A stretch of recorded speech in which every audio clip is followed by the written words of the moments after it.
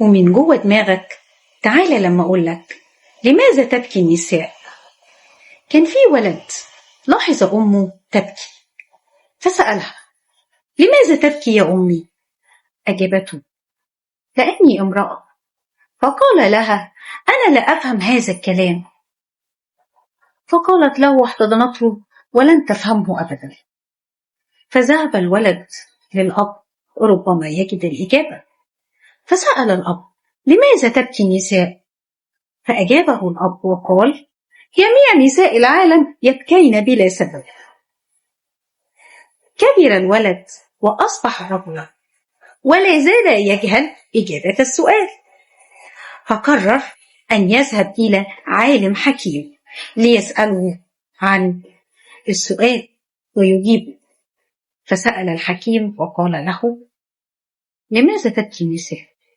فأجابه الحكيم وقال: لقد خلق الله أكتافا قوية للمرأة لتحمل أحمالا كبيرة، وجعل لها ذراعين حنونتين ناعمتين لتعطي الراحة، وأعطاها قوة داخلية لتتحمل آلام الولادة وتتحمل رفضهم لها عندما يكبرون، وكذلك أعطاها صلابة حتى تستطيع أن تتحمل أعباء أسرتها وتعتني بهم وتتحمل أصعب الظروف دون تذمر.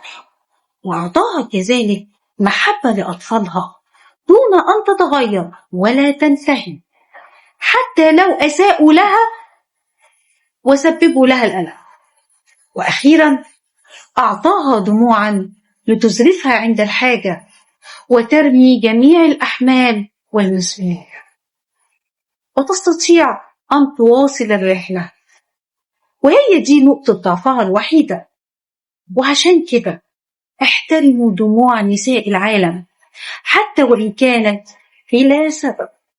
وخليك فاكر إن حبلك السري قطع حين خروجك للدنيا، وترك أثره في جسدك حتى تتذكر هذه الإنسانة العظيمة التي كانت تغذيك من جسدها.